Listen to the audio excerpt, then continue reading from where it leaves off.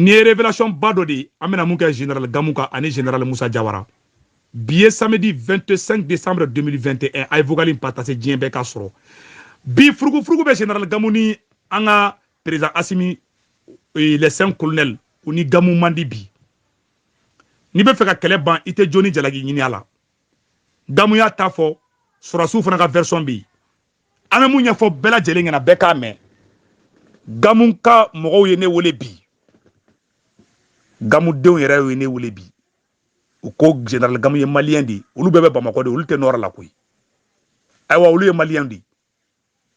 u ko kuma minnu bɛ ka fɔ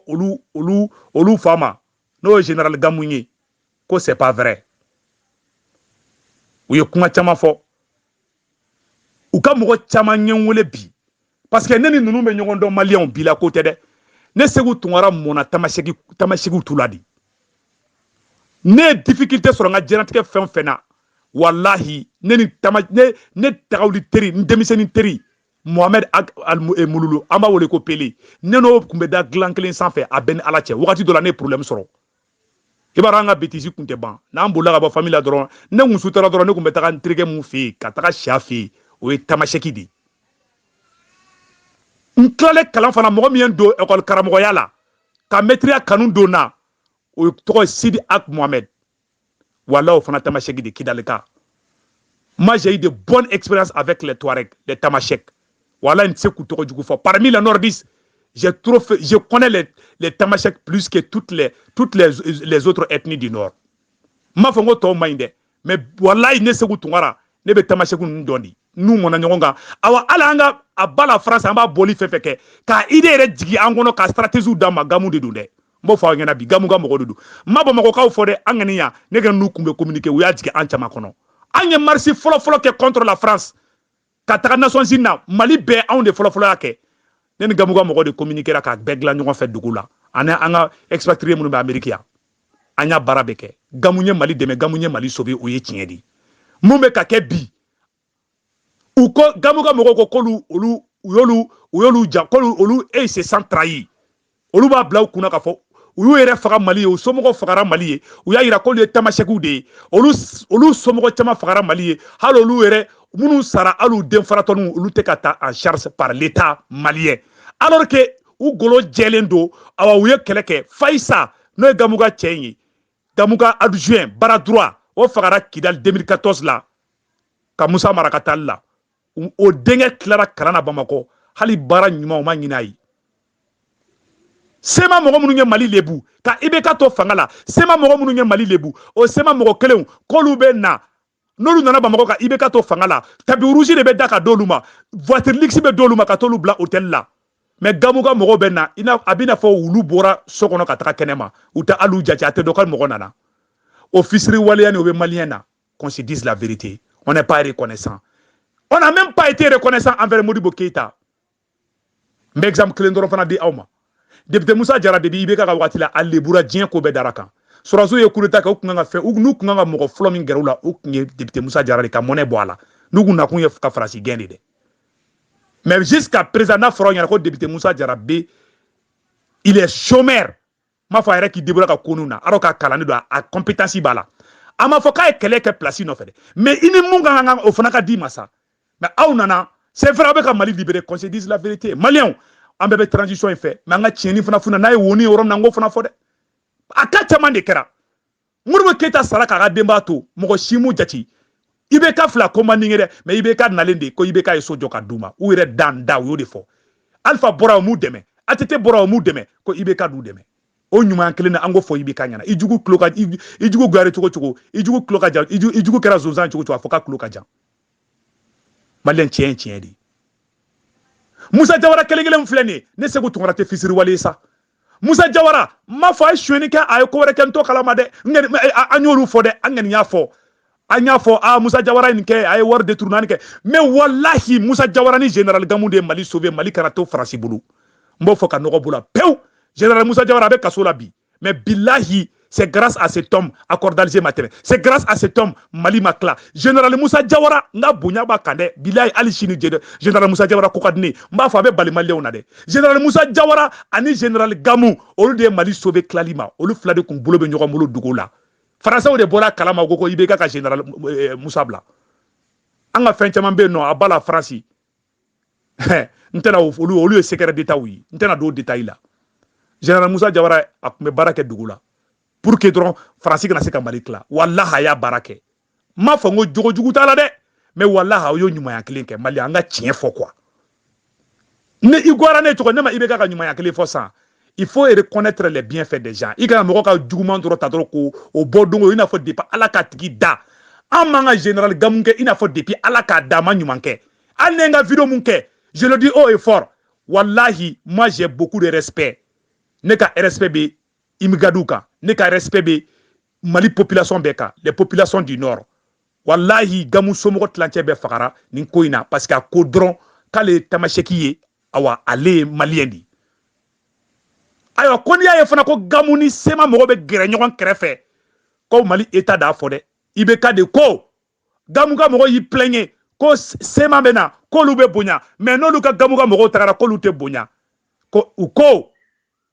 Gamou ka taa fara Sema kan ça veut dire que u ye Sema fisaya ka tɛmɛ Gamou kan an karamɔgɔ Aïdara ye kuma kelen fɔ o ye tiɲɛ de Mali kɔnɔ mɔgɔ min bɛ sulamɛyani kɛ mɔgɔ min ka ɲi mɔgɔ min jogo ka ɲi mɔgɔ min bɛ hinɛtɔ koni kɛ wala Mali faamaw t'olu fɛ mɔgɔ min bɛ kafiriya yira ka misikili bɔ Aïdara ka vidéo bɛ yen dɛ a y'a fɔ dɛ karamɔgɔ Aïdara y'a fɔ maliyɛn tɛ ɲumankɛla fɛ an ye IBK dɛmɛ ka élu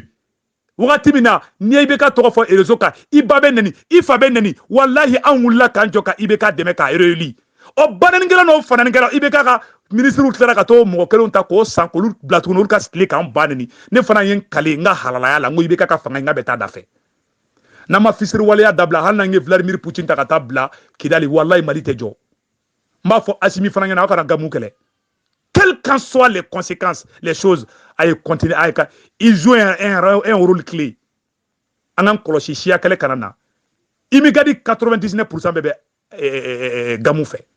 n'a ko k'a bɛ contre-attaque dɔ kɛ ni Gamou ye dɔrɔn a bɛ siya kɛlɛ wuli Mali nɔrɔ la hali Russiw tɛ se k'o ban n tɛ dogo aw la dɛ fo n'a y'u bɛɛ faga parce que a y'u sauvé de tamaseki imigadi mɔgɔw bɛ Gamou ye de i n'a fɔ ka ala filanan donc il faut négocier avec le monsieur je donne ce conseil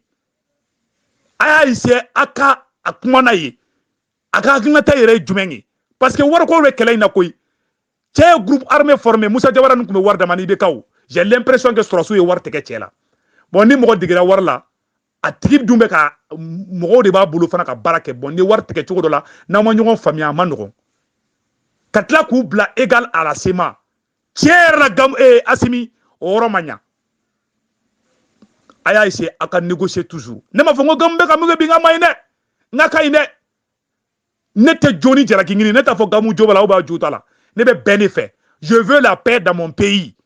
k'a fɔ Gamou ni Sema mɔgɔw fana ɲɛna u ka bila u kunna k'a fɔ maliyɛnw tɛ Touareg contre la dɛ ne bɔra Gamou kama don min na a kɛra mɔgɔw kɔnɔ k'a fɔ ko moi je suis contre les immigrants immigrants Touareg bɛɛ ye ne wele presque n bɛ minnu dɔn a bɛɛ ye n wele cɛ i jigira Gamou kan a bɛ ta non o tɛ c'est pas ça ka tila tuguni